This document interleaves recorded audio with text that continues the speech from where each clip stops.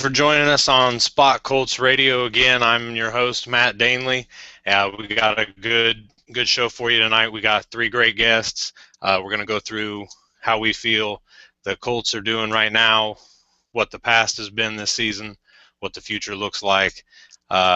We got with us Justin Henson from True Blue Fans, Stephen Reed from Stampede Blue, and Brian North also from True Blue Fans.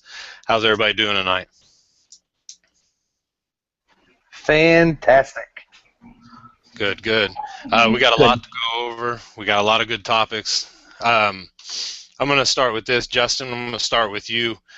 We speaking a little bit off air, and there was the change of center this past week from A.Q. Shipley to Jonathan Harrison. It's been somewhat of a controversial move. Some like it, some don't. Some really don't care.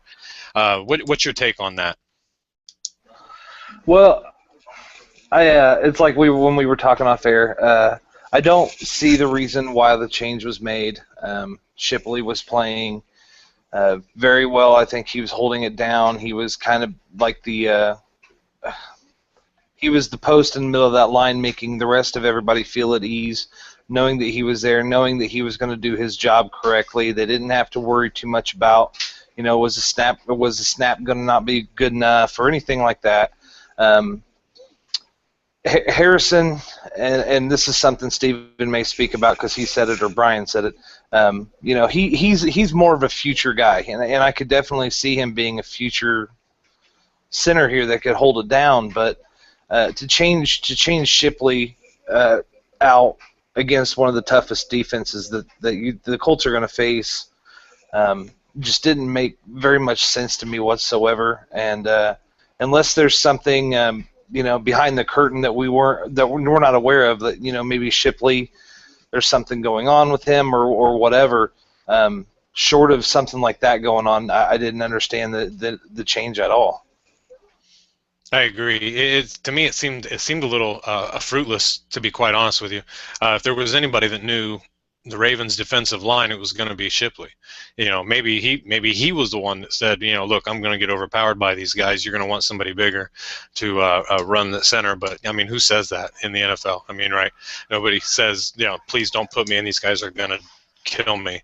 So that doesn't make a whole lot of sense. And outside of that, it just seems like they had this somewhat planned out or whatever. And my take on it simply was this: that Shipley had done his job.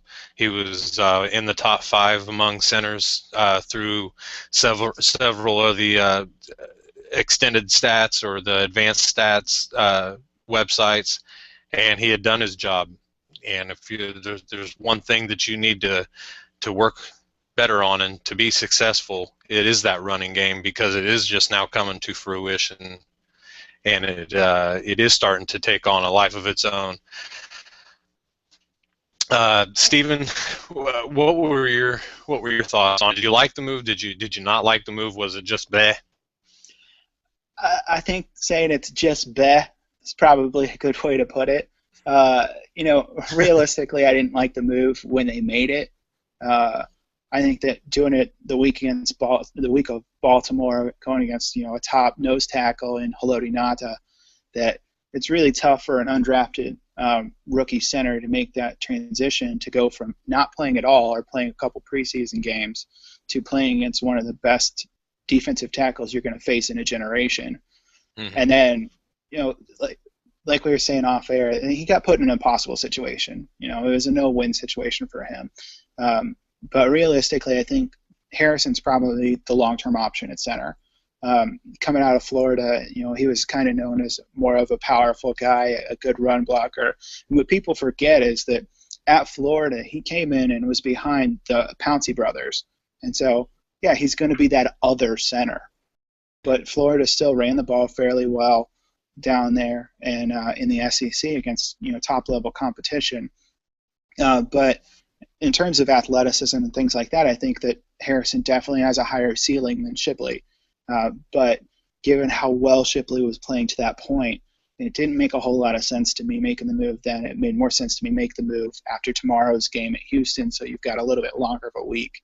to give him time to develop with that offense and get a little bit better rapport. But now that he's in there, you got to roll with him. Right. And so you can't sit there and credibly say, oh, well, I'm going to go back to AQ Shipley now after Harrison had a lot of really bad mental errors that we all know. But it's just one of those situations where it's tough on the kid, but look forward to seeing what he can do in the future. Yeah, I know that we talked about this before the season too. I believe all of us had at some point or another. I was high on Jonathan Harrison. We also spoke about the struggles that he had in the preseason. It almost looked like a carbon copy of his first preseason start after Holmes went down. Bad snap timing, just out of the blue, looking to his left, catching a ball between his chest plate. It just didn't look cohesive. However, he definitely did his job in pass protection. Brian, were you more impressed, or were you more worried at the end of that? What did you come away with the most from the game in Baltimore with Jonathan Harrison as center? Kind of what Stephen was kind of alluding to, just kind of a meh, thought he did okay. But to me, I think the bigger question now is, besides AQ Shipley, is what does that mean about Holmes? There was all supposedly the center of the future. Now is he trade bait? Is he just gonna just not be dressed every game? I just wonder what's going on with that. I was skeptical from the beginning when they announced him as the center. I just didn't see it, but they were so insistent upon it, and now it just seems like he's totally completely out of favor. So Harrison, I don't have a problem with. He played what I expected the way he would play. Yeah, I would agree with you. Go ahead, Stephen. I think that's a great point about Holmes, and I'm glad he brought it up because I was about to say something about it myself, saying, where is he? Like, he's been a healthy scratch for the past couple of games, and yet for the entire offseason and even going back to the draft last year, whenever Holmes was drafted 2 years ago or 2 drafts ago, Gregson touted him as the center of the future, a cornerstone at that position to be somebody that will be there with luck for a long, long time. And he's a healthy scratch 2 games in a row, and you don't know what they're thinking. Right. I'm with Brian. I assume he's got to be trade bait to a team like San Diego, who's now on their 4th-string center. And so maybe a team like that, but you're still not going to get anything near the value you could have gotten in the 4th round of that draft where you took him. Right. And so I think it's a weird situation. Just strange. It is a weird situation. Not only does he go from the guy preseason to he's hurt, now he's going to come back, now he's not the guy, now he's the backup to AQ Shipley, and then all of a sudden he's now the 3rd guy for who knows why, and now he's not even being touted as a back, or in the depth chart right behind either one of the guards. Now he's not even in that discussion. It doesn't appear. This is a very awkward and weird situation all the way around. That was kind of, I think, last Friday. That was the only thing I could come up with, that ultimately he's healthy, he's not doing anything, they're going to have to look to trade him. They must be looking to trade him. He's healthy. Why would they not? I don't know. I don't understand that. Let's move on a little bit. The corners have been playing especially well. Vontae, obviously, he's getting even limited throws in his direction. He's proven to be one of the best corners in the league over the past couple of years. That 2nd-round pick that we got, or that we gave to Miami for him, has definitely benefited us, the Colts. I'm sorry, not us, but has definitely benefited the Colts more than it has Miami. Toller has been a high talking point, among the Twitterverse, so to speak, as well, and something about his advanced stats versus what we're seeing on tape. I've got my own call on this, Stephen. I'll let you speak on this first, and see what your take is on it. All right. So I tend to take a lot of heat because I am maybe overly critical of guys when I break down tape. And then I use the advanced stance put out by Pro Football Focus as kind of a secondary reference, just kind of back up what I saw on tape, just to say, okay, did I see this right? Or, maybe I was way off. And if I was way off, then I'm going to go back and watch it again. And every time I watched a game with Toller, I come across, or I seem to get the idea that he's really inconsistent. And I have a problem with, maybe not a problem, but I guess I have a little bit of an issue with the way that he plays, just because he's kind of gotten the reputation as being grabby. So he's going to get flags. He's not going to get the benefit of the doubt in terms of coverage plays. He, at least from the times that I saw, whenever he's got a quick wide receiver on him, he can't stop him at the line. And then when we were talking off air, Matt, you had brought up he usually plays off press or off man coverage, which isn't going to benefit him a whole lot because in my mind he doesn't turn his hips well to run with receivers. He gets caught up with double moves, and realistically, there were two throws I can think of specifically from the Baltimore game. The last throw to end the game, and there was a throw, I want to say in the third quarter, where Flacco just missed, like flat out missed the throw. He had a guy wide open and just missed, and then Toller's there, just happens to be there, and makes it seem like he just made some kind of play. The last throw, particularly, like if you watch that tape again, Torrey Smith puts on a jab step. Toller bites hard, and then Torrey Smith is by him. Is 2 yards. The guy has just been smoked off the line. There's no way to catch up with a guy like Torrey Smith. And then Flacco throws the ball backward behind Smith and a little bit over his back shoulder, and it gives Toller a chance to at least come up. And I give him all the credit in the world for not quitting on the play and making a diving attempt at it. I don't think he actually got the ball. I might be wrong with that, but the all-22 tape doesn't show like a really zoomed-in focus of it. But I don't think he actually got the ball. I just think the throw was off. And it just Torrey Smith couldn't reel it in. And had he got it, yeah, Sergio Brown was coming over, probably would have knocked him out of bounds. But it would have been a huge gain. And I think people are giving Toller a whole lot of credit for plays like that. And I think that's where my big issue is, because I see him being inconsistent. But the plays that he does make are phenomenal plays, like the interception against Philadelphia, the interception and touchdown return against Jacksonville. Those plays are great, but if he could just be consistent, I've said this before, I think that the Colts would have the best secondary in the NFL, even better than Seattle, in terms of cornerbacks. Obviously, the safety position's a little a question.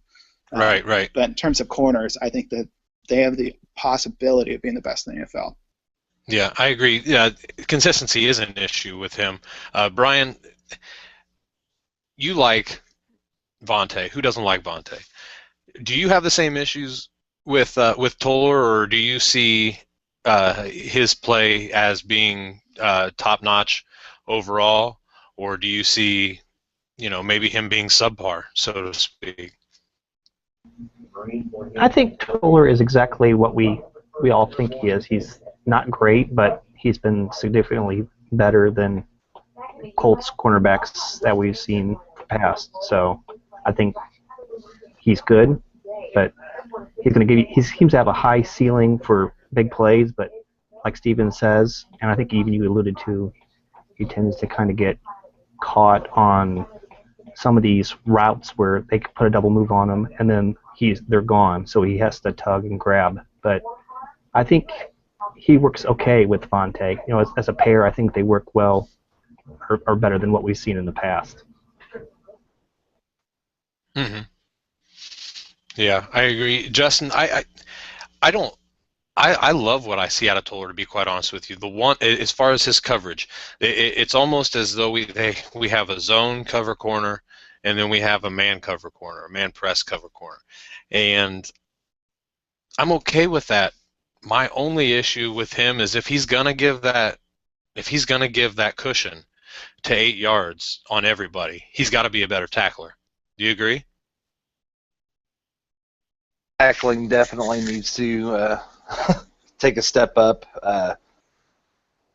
It's like Steven said, when he bites on those double moves, and then he'll grab them and spin them, or get those, illegal use of hands, pass interference, all those things like that. Mm-hmm. His tackling needs to get a lot better, and I think that's for me, that's the one of the biggest negatives I have with his game. I like I said off air, I got chastised because I used the wrong word in explaining how I feel about Greg Toller and his play. Do I think he's amazing? No, I don't think he's amazing. I think he is obviously played a ton better than he has last year. I think he's stepped up his play when we needed him to, like with the pick six in Jacksonville. The interception in Philly was at the right moment when you needed a big play, and he got it. I think he does step up, and the inconsistencies that Stephen brought up are there, and I think as the season goes on, it's like with each game, just like any NFL player should, his play gets better, and and I think that as the season goes on, we're going to see that the tackling issue may still be there, but if he doesn't, he what I'm hoping for and what I'm hoping to see more out of him is that his coverage skills get that much better to where he won't have to worry about tackling them. And if we have the one, and I'm going to say it, and I'll probably get chastised for this if this makes it out on Twitter too, I think we have one shutdown corner in Davis. He is, he sees very limited throws his way, and with the limited times the ball has come towards Davis, the majority of the work has been on Toller's side. And I think with the majority of that work coming to Toller's side, I think he's played extremely well. Now, I don't follow the PFF. I don't really look at the advanced stats. I do the film. And what I see on film is that every week he continues to get better. And I fully believe that, as the season goes on, he's just going to continue to get better. And maybe my amazing, maybe my calling him amazing won't seem so outlandish as the season comes to an end or towards the playoffs. Right, I agree. You know what? Let's not call him amazing. Let's call him whatever we want to call him. But here's the issue. The issue is that, or not the issue, but the realistic thing that we are seeing on the field is that we have a really good secondary that maybe has some tackling issues. We don't have Landry. Okay, isn't what that he missed, the 40 tackling tackles. issue? I was going to say, is it a bad thing that Right. Landry's not in the game? So I couldn't help Yes. banging in on there on that one. I have no qualms about Landry not being in the lineup. Do you know what? At all. Sergio had a good game. Mike Adams has played far better than I expected him to be honest with you, both in coverage and run support. I think that if there's anything,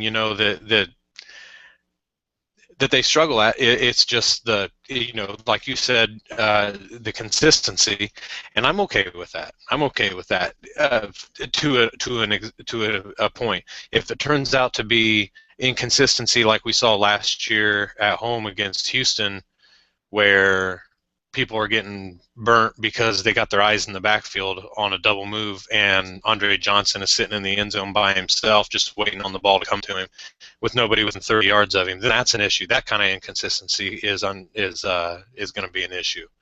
Inconsistency with this and that, as far as where he's lined some plays, getting hands on the ball. I know in preseason and in the first few weeks of the season, he allowed a couple catches that I have no idea how the receivers caught him. His hands were there, they just didn't hit his hands, and he was in play. He made good attempts on the ball. He just didn't hit it. Speaking of corners, Gordy's filling in for Butler this week at Reliant Stadium, and he'll be playing and picking up a good portion of the nickel corner spot. Is there a preference whether Brian? I'll start with you on this. Is there a preference between Purifoy and Gordy for you, or do you think Gordy, he's the more of a veteran guy that they need to lean on with this, especially with as well as he played at the end of the year last season? Yeah, I think they probably trot out Gordy and see what he can do. We all kind of know he's a veteran, but Purifoy is intriguing. He seems to have the skills. It's just he's another one of those that seems to be kind of a head case. So I think I would bet that we'll see a lot of Gordy. Yeah, I tend to agree with that. Justin, are you under the same assumption? I mean, they've pretty much stated that Gordy's going to get those snaps, and I don't disagree with that. I believe that Purifoy is more of a sure tackler, and I think that it's likely that Gordy is better in coverage. What's your assessment of that? Yeah, I think Gordy's the way to go here. Maybe throw out Purifoy on a few plays here and there, or if the game gets out of hand, I would definitely give him a shot, give him some snaps, because he's another one like Harrison who could possibly be a big piece of this team in the future. He's got the tools. He's got all the talent in the world to be a good corner in the NFL, but he has the head issues, the troubled past. I think the majority, like you said, the majority of the snaps are going to be seen by Gordy, but I think at the very least, if they're gonna trot Jonathan Harrison out against the Baltimore Ravens, they need to at least throw Purifoy in the mix a little bit here and there to get him some snaps so he can see what it's going to be like, because the Texans have some pretty good wide receivers, so it'd be a good measuring stick on where he's at. I agree. You in the same in line there, Stephen? You agree with that? I agree for the most part. Yeah, I think Purifoy long term is a better option. Going through the draft last year, I had him as I think a late third, early fourth round based on his film only, and I wasn't surprised though when he went undrafted, because he is a bit of a head case. And realistically, he was lucky that Derek Rogers was driving that car, and it wasn't him the night that Derek got released for conduct detrimental to the team, as Chuck Pagano mistakenly called it. But in terms of talent-wise, I think Purifoy is a better option. Honestly, I'm not a big fan of Gordy. I think he's a great special teams player, but in terms of how he plays on defense, I think he's had a couple years in Chuck Pagano's system and maybe knows it a little bit better, so he's a little bit more familiar with it. But in terms of talent-wise, I would play Purifoy, and especially against a team like Houston, honestly, because despite the fact that they've got some good wide receivers, they've got DeAndre Hopkins and Andre Johnson, but that's going to be Toller and Vontae on those guys. And your third wide receiver, I don't know if I can name a third wide receiver for the Texans. And I'm pretty into fantasy football, and I can't name it. And so I think it would be one of those things where, throwing him out there against, Ryan Fitzpatrick or whoever they start at quarterback, you're not going to get a better opportunity to see the speed of the NFL without having to face a talented quarterback. And so my preference would actually be play Purifoy in that situation, given this week. But given it's a short week, I can understand why they would go with Gordy. Right.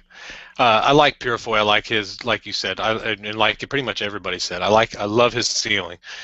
He's a physical dude. You see him making the most out of his opportunities as a gunner on special teams. I like Gordy. I think Gordy definitely, similar to Sergio. Sergio deserved his chance last week to step up and be the guy, as opposed to a Colt Anderson or anybody else, really. I think Gordy deserves it simply because he did come on so strong last year. He played especially well, actually, in the wild card game against the Chiefs last season and the playoffs. And I think he deserves the benefit of the doubt in that. But by no means is that his spot while Butler's out. Purefoy I think they should do some sort of a rotation. It's definitely two completely different cornerbacks in that position. I mean, honestly, it's really just like sending if with a rotation, it's more of a Vontae and a Toller mix between those two. You put Purefoy on him, and you've got a Vontae Davis type corner on him. And then if you don't, you want a guy specifically for coverage. You put Gordy on him, and I think that could also really benefit them, especially in the passing game. In the weeks to come. Next week, let's say Butler's out, and for next week's game against Cincinnati. I mean, that's going to be huge. Mohamed Sanu and those guys, a lot of speed, and if Marvin Jones is back, that's a good thing. This depth at corner is a fantastic thing. Let's change subjects just a little bit. There's been plenty of negativity over the last 2 years, ever since the new regime, so to speak, took over. Grigson and Pagano have brought their system. The first year, 2012, was Bruce Arians, more of a downfield. Last year, they brought in Pep. It was a run-first offense, and there was all kinds of things to poke holes in their press releases and so on and so forth. This season appears, to me at least, to be a little different. It appears that the score-first offense that Pep talked up at the beginning of the year has actually been put in play here and is actually being taken care of. Colts are number one still in the league in scoring with 31 a game. They're scoring. I don't remember, what is he? Luck's averaging about 37 a game, 37 pass attempts a game, I think, and it's a step forward for where we're going. Then we have the defensive side of the ball where everything seems to be clicking outside of the linebackers. And I don't mean the outside linebackers. I mean the middle linebackers with DeQuell Jackson and whoever, whether it's Jarrell Freeman or McNary. McNary's struggled. Jackson struggled both in coverage specifically and badly. They also have done their job against the run. They're not fantastic or great against the run, but they've done their job. And the Colts have 11 of their 12 sacks in the last 3 games, so things seem to be coming together, especially, considering Sergio Brown being placed into that safety role with Landry's suspension. Are we, Brian, I'm going to start with you. Are we exactly where Pagano and Grigson imagined or envisioned themselves to be, or this team to be, in the 3rd year of its existence? I would say yes. I mean, I think if you look at who they've beaten so far this year, the improvements that we've seen, I think definitely. Now, I still think the team is flawed in a few key areas, but I definitely think this is the best group that they have up to this point under the Grigson and Pagano regime. Mm-hmm. So even looking at the record, I mean, I think none of us were surprised that the losses that they eventually did lose. It's not shocking. So I think yes, to answer your question.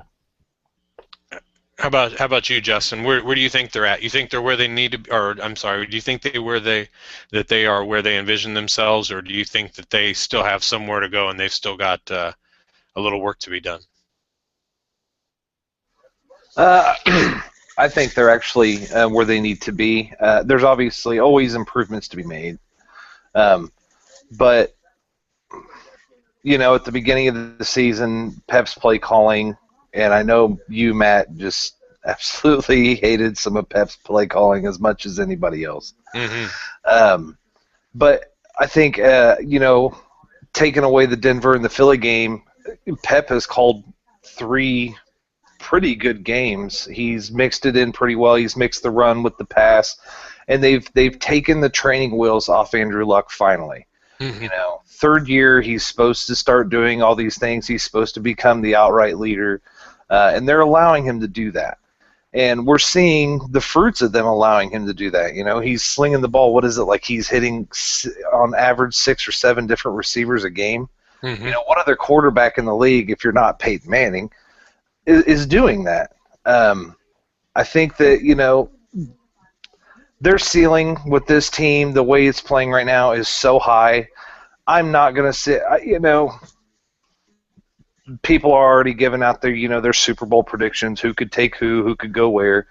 You know, could they make it there? Sure. There's still improvements to make, and they still got some tough opponents, you know, ahead of them. But I think, you know, where they're at now, you know, with these receivers, every weapon that Luck has at his disposal, the defense, I've been completely shocked at the way the defense has been playing, you know, especially Mike Adams is, like, I think it was you that said that he's been playing well. He has surprised the hell out of a lot of people. Yeah, you know, I agree. He's a vet coming out of Denver. He knows how to play. He just lost his starting spot to a younger guy, you know, and the Colts picked him up. And I think it was it's showing to be a very solid pickup for them. And along with the inside linebackers, I have been trying my hardest to stick up for DeQuell Jackson all season, and I'm finding me too. less and less reasons to be able to stick up for him. His run stopped. That's why they signed him, and that was well known when the signing was announced. He's a run stopping linebacker. He is not a coverage linebacker. He's 31, 32 years old. Mm-hmm. He's lost a few steps in his game. We can't expect him to be able to cover these, or not we, the team can't really expect him to cover these athletic tight ends that the NFL's producing now. Right. You know, he doesn't have the speed. He doesn't have the coverage skills. That's why we've missed Jarrell Freeman so badly while he was out. That's Jarrell Freeman's world. But when it comes to the run game, DeQuell Jackson's meeting the running backs in the hole head-on the majority of the time. But, you know, I mean, even the offensive line's played well. There's not many cracks in this team right now the way they're playing. Now, can those be exposed again later down the road? Sure, they can. But as of where they're playing right now, if this whole team keeps up this level of play throughout the season, I don't know many teams that can stop them from getting to Phoenix. I definitely would agree with you on that. And Stephen, their biggest issues right now are obviously covering tight ends and the running backs on defense. But checking up on these stats, the Colts are actually first with 44 pass attempts a game, but they're also 8th with over 30 rush attempts a game. That to me is insane. It doesn't. I don't know if I guess it doesn't compute with when you look back at last year's stats, and this year they're in number 1 in pass attempts, which was something everybody wanted. Free Luck, get him throwing the ball as much as humanly possible, but they're still running the ball 30 times a game. Granted, those 2 or 3 times, the extra could be Luck scrambling, but it's a pretty good spot for this offense to be in. You agree? Yeah, I think the offense is in a good spot because going off of what Pep Hamilton said at the beginning of the preseason, saying he wanted to be a score-first offense, it shows that he's kind of evolved. Done it, right? Yeah, they've evolved and they've started putting the ball in Luck's hands a lot more. And kind of to go back on, where do I think that the team is where Pagano and Grigson think it is now, where they hope it is. I'm going to say no, and I know that's opposite what everybody else, because for some reason they have it in their head that they have to be a run-first team and stop the run. I'm very happy that they're starting to put the ball in Andrew Luck's hands because it's making such a huge difference, as we can see in the offense. You've got the most talented young quarterback in the league right now, in Andrew Luck, on your team, and yet you're just going to hand the ball off with the offensive line that's not great at run blocking, and that might be putting it kindly. Right. And going off of that and looking at the defense, the Colts still have some issues stopping the run. And it's interesting because Justin mentioned DeQuell Jackson being a run-first linebacker, and that's exactly what I thought he was too. But apparently, I got lambasted on our site and then on Twitter saying, no, he's a coverage linebacker. And I was like, okay, well, he sucks in coverage. So Right. what is he, just a guy standing there? Because I'll take $5 million to stand there. Right. And because that's about the same amount of coverage you're getting. And I'm, old white guy that's not real fast anymore. And I think I'd probably match up pretty well with how DeQuell runs at this point.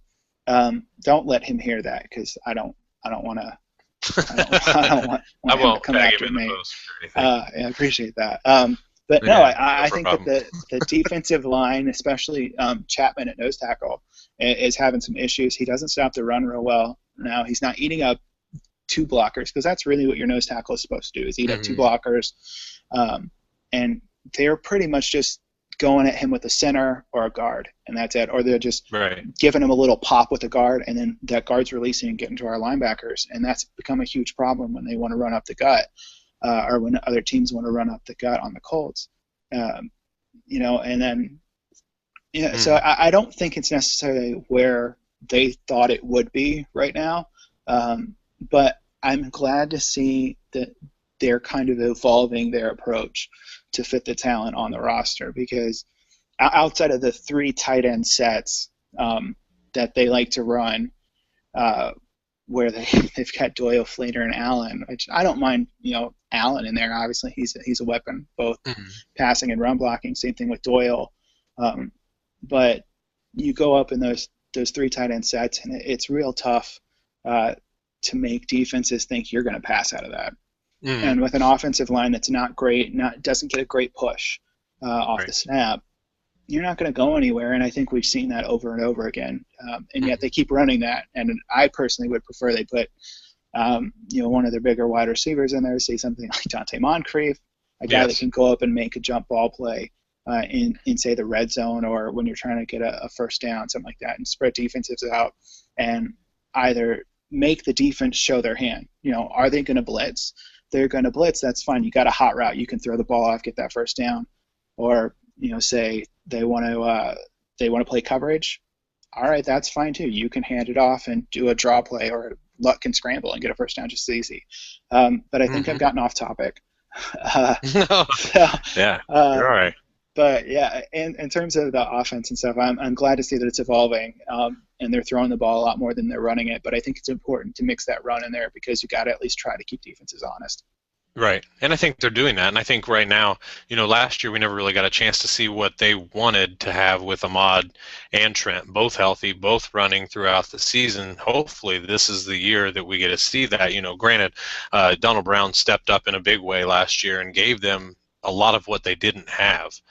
But this year we're seeing what they wanted with 2 physical style runners. Trent's been far more successful than he was last year. If we get to yards per carry, probably not a great difference. But, a 27-yard run, that was 3 times longer than his longest run last season. So that's more successful to me. I'm pretty happy with that. We got another thing at this Baltimore game. It was I have not rewatched the game yet. However, when I was at the game, I never got the feeling like the game was in doubt. It was weird that they turned the ball over so late in the game, and that I never felt that way. The Colts had 4 turnovers. Baltimore had 3, but Indy dominated that entire game, front to back. getting 4 sacks throughout, good coverage, really good coverage actually down the seam, which was something that I thought that the Ravens would be able to exploit against the Colts, especially with the new change in safety. And that brings us to Sergio Brown stepping in and really balling out this past Sunday. Justin, you were really high on Sergio and what he brought to the game. What did you see specifically in him that you thought he may bring that Landry cannot bring? Simply cannot. Not that he hasn't brought it, but he just can't bring it. He can't bring what Sergio brought. And what is that to you? I think Sergio. I have, like everybody else, has been watching Landry, and Landry doesn't seem to care too much about the game of football right now. That's kind of the vibe I get from him watching him play. He's got I call it the highlight tackle. He doesn't wrap. He just tries to take him down with their shoulders, and 90% of the time, he's, bouncing off the receiver when he should be wrapping and tackling. Sergio Brown has come in. He came in last week, and he shows it on special teams too. He's a fantastic tackler.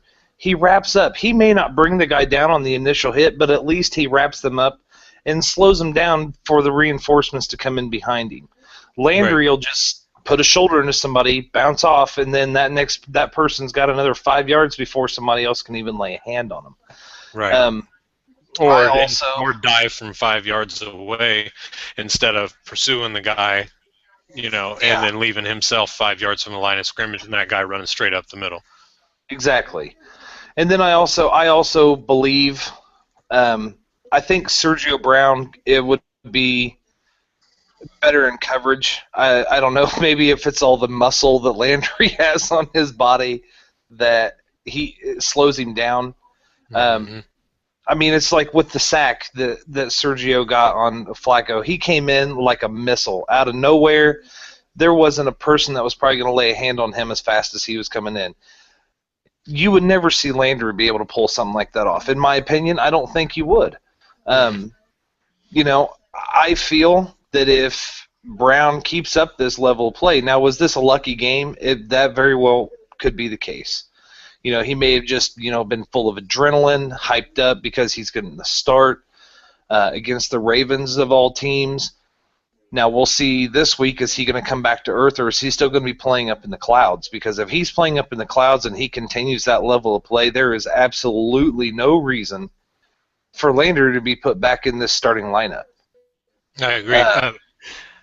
Brian, what do you think about that? Do you think we're in the situation here where we get to see Sergio over Landry, or are you someone that may go against the grain? You think Landry's a little better than Sergio, regardless of what he pulls off these next couple weeks while with Landry's absence? No, I think so far, like everybody's pointing out, Landry has serious deficiencies. Sergio came in, like everybody said, with the ball fire. He was good angles. He was tackling. He was wrapping people up. I fear like no matter what he does, that just because of the money that Landry is making, that once his suspension's over, he'll come back in, and I'll be screaming at the TV every time he's missing a tackle, and things will be normal. But no, I think this will be a good game for Sergio. I mean, maybe he really will. I think the Texans, a lot of people, before the season started, I felt like the Texans they underachieved last year. They had a bad quarterback, and the Texans are a good team. And no matter what people say, they are going to push the Colts, and I think this will give Sergio an opportunity to show the coaching staff maybe next year that Landry should just be cut and go. Hopefully what will happen and go a different route, but. My fear is that he'll play well, and then they'll go back to Landry. I keep on saying Landry. Landry, just because. Screw it. Let's just call him Landry for the rest of the season. I can't help it. I tried not laughing, man, but Landry is fantastic. It's apt. It's a good nickname for him. It's is. Dirty. It's dirty. It is, and that might be the best reason for it. Brian, you make a good point, man. The Texans, it's a divisional game. I don't care how we look at it. The uh, Jaguars, the Titans, the Texans are all going to be tough games. So far, they haven't this year. Okay. I don't look to see the Texans game look anything like the Jacksonville or the Tennessee game. To be quite honest with you, I honestly think the Colts should win 90% of their games this season by 10 points or more. The way that they're playing on both sides of the ball, with their special teams unit being fantastic so far.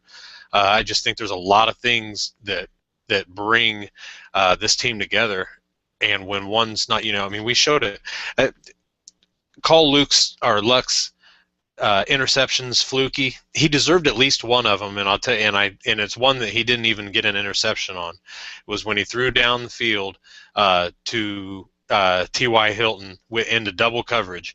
He either needed to zip that through, or he needed to overthrow the coverage and let T.Y. run under it. Well, and it ducked, and it should have been picked off, and it wasn't.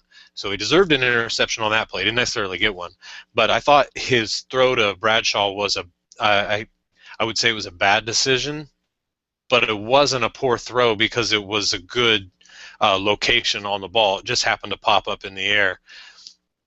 As far as the one that Haloti Nada picked off, he got hit, ball flew up in the air. If that hits the ground, maybe it's a fumble, maybe it's an incomplete pass, who knows? It doesn't matter. It didn't hit the ground, and it's called an interception. So, like I said, I haven't watched the film again, so I couldn't see where Luck's arm was in that.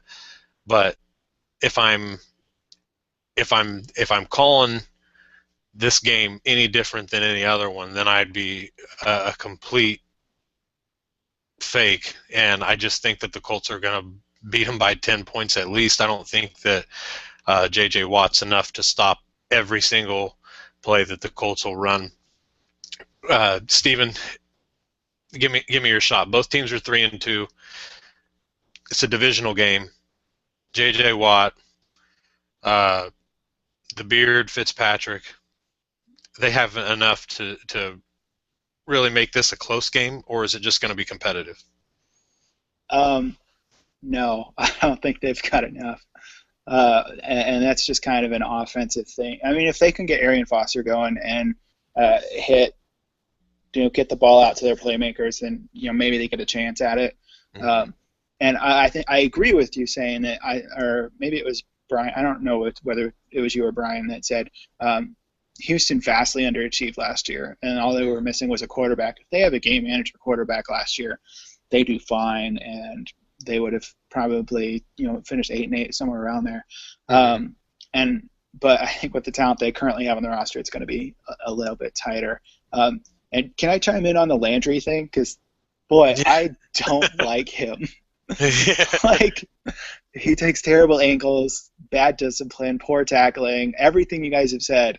Like, anything that a safety is, Sergio Brown is better than Landry at, other than, like, lifting weights. Yes. I'd have to. Because Landry's really good at that. And probably selfies. I haven't seen too many Sergio Brown selfies on Twitter. That's true. Yeah, he does know how to take a selfie. He is. That's for sure. He needs to teach a class on that, because I'm pretty sure that he could teach about anybody. Yeah. They probably have like a YouTube thing on that. I think maybe, I don't know. I don't think Houston. I think this will, because it's a short week. I think it's going to go a lot along the lines of the previous 2 or 3 Thursday night games where it'll be a blowout. Yeah. But I mean, I guess now I'm quoted on that because I was about to say don't quote me. Right. You never know. It could come out weird, and it could be a tight game. Division games usually are tight, at least in the AFC South. So I wouldn't be surprised either way. Right. Another issue too is, last season the Colts had a lot of difficulty with backup quarterbacks. Fitzpatrick was one of those when he was with Tennessee. So far this year, we don't really have. I mean, you know what? Fitzpatrick's their starter. That's fine, but he's still a backup quarterback. Justin, what do you think? Do they have issues with him tomorrow night, or is it a blowout?